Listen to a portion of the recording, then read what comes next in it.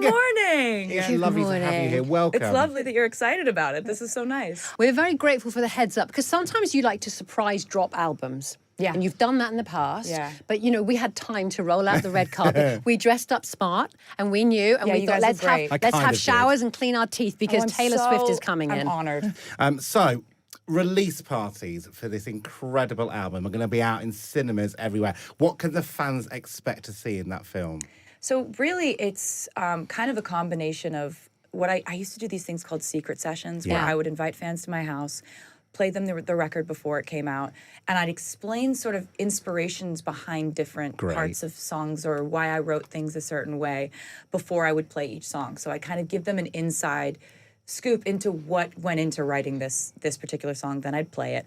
So it's a combination of that, and it's a music video debut. Right. So it's a premiere of a brand new music video that you can only see in theaters. It's not going to go online immediately. So it's like, I don't know, I was shooting the video and I was directing it, and my camera operator, Colin, said, like, it's a shame that this isn't going to be seen on like a big screen. It's such a massive production. And I just was like, you're right. Yeah. Thanks, Colin. And so we kind of took that moment, and I was like, we've got to figure out something that's a more illuminating into the album process, because a music video lasts for 3.5 minutes, right? So I was like, let's build it out and create sort of like a secret session / like making of the music video. And it's kind of like an opportunity for fans to get together, listen through to the new music, like have me explain what I wrote it about, and also you see a brand new music video and behind the scenes content of how we made the music video. Great. It's brilliant. I mean, everyone's going to love that. And also what's exciting about the new album is you're back together working with Max Martin, Yes. who you worked with on the incredible 1989 album, one of my favourite albums of all time. Oh, thank you.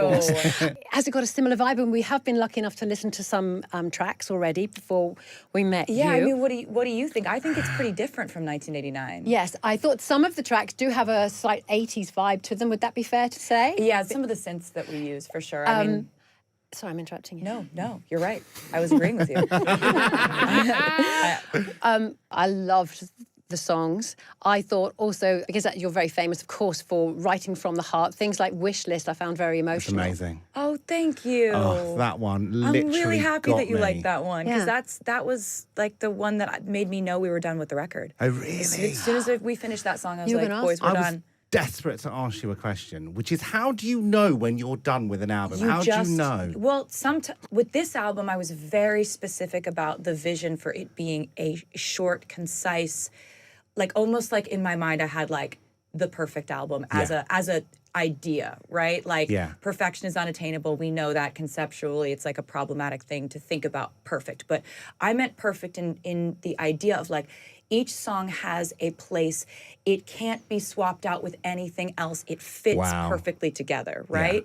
So that's when I knew that we had made, in my mind, the perfect album for this moment in my life, was when we wrote Wishlist, because it really does get me too. Like it's really emotional. It's a very accurate stance on where I'm at in life. And like, so I just, like, it was a feeling. Yeah. It was a feeling of like, we're done now.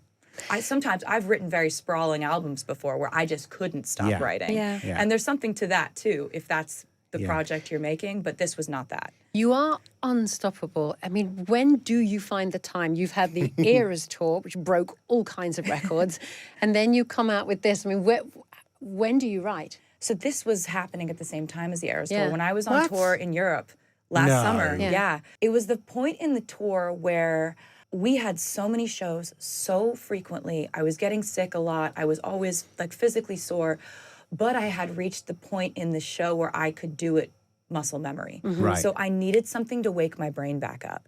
I was like, I need something that like puts So you're a little... writing an album. Just going to write an album. Honestly, yeah. Like it felt like I was so physically exhausted from the shows, but being mentally and sort of like emotionally stimulated by making this music got me to the point where like I was so excited to step back on stage because I knew I had this little secret project I was working on. Is there a standout lyric on? I mean, we've been privy to a few of the songs. They're incredible, by the way. Oh, thank you. Is you. there a standout lyric in this entire album that you can think of instantly? You go, actually, that's where I am. That's what I'm most proud of. That's what I love. That's my messaging. weirdly, like there are lines that I think represent the way I write songs. Yeah.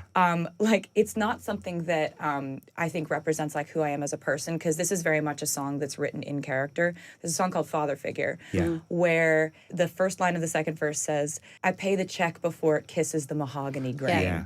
And I'm like, that's my favorite type of writing, right? Yeah. Where you have to think about, wait, what do those words mean? Oh, somebody got the bill before it hit the table, but you say kisses the mahogany grain. I'm like, okay, that's my favorite type of stuff to write.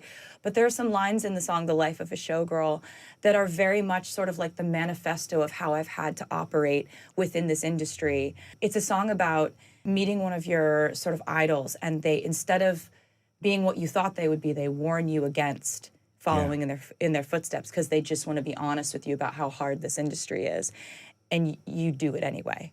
I think that's sort of like the manifesto of like how I approached this tour. There wasn't the option of, if I'm sick, I'm not going on stage. There wasn't an option of, I'm feeling terrible, I'm not doing the show tonight. And so every one of us on that tour operated from that standpoint of like, the crowd is your king. Yeah. Like, it's not the other way around. We're going to play Fate of Ophelia now. It's a first play for us on Magic. What can you tell us about this song, and we'll play it? I think that this song has some of like my favorite moments in it. Like there's this post-hook section that goes, keep it 100 on the land, the sea, the sky, pledge allegiance to your hands, your team, your vibes. And when we wrote that in the studio, I was like, yes, this is why I do music. Like the way I feel when this part of the song happens. But this is a song about feeling for a long time like you might have met a similar fate to Ophelia, who was driven mad over the years slowly by love. And instead she, you know, I kind of give her a little bit of a, we reference her fate, but you talk about sort of someone saving you from that fate, and like how euphoric that feels to look at maybe your past experiences with heartbreak and feel that you've been like rescued from that by this fortuitous turn of events where you ended up finding a person that changed that for you. What an insight. Thank you so much. We've Thank loved you. At what point do you sort of start to write and it comes from a very sort of unexplained place, but then you go, okay, you know what? I can actually marry this with something really interesting that mixes the cerebral with the emotional. Yeah, I think that's a really amazing thing that you're cluing in on, which is that sometimes I'll use specific vernacular to be satirical. Like the entire first verse of Eldest Daughter is somebody trying to figure out how to say things that they've read on the internet, whether it be like apathy is hot or memes and trolling. And how do I keep up with how we're supposed to talk in order to describe how much we don't care, when really we all care about something, right? So then you go to the pre-chorus, and I go more into my own voice of, I've been afflicted by a terminal uniqueness. I've been dying just from trying to seem cool. That's the So that's the kind of flip of every way in which I was speaking in this entire first verse was me trying to assimilate to the way culture tells us to be, which is like weird because, like, honestly, I feel like going back to the idea of a showgirl, they are tough in a way that's actually kind of old school tough, where they're going to smile on the outside and they might have a storm going on in their lives. Because it's work. To everyone else, it's like glitz and glamour, but they have no idea the work required to make it feel frivolous to people in the audience. That's the kind of toughness that I have tried to aspire to for the last 2.5 years of my life, that I've been preparing for and being on this very exhaustive tour. But there's also this kind of cultural thing now where we like sort of talk about softness and sadness and these feelings of being hurt and feeling like those feelings, like we talk about them, but we're not allowed to express wanting love, wanting these things in life. Like there's this aversion to actually seeming like you could need anything, or that you could need or want anyone. You're supposed to accidentally have love. You're supposed to accidentally end up on vacation.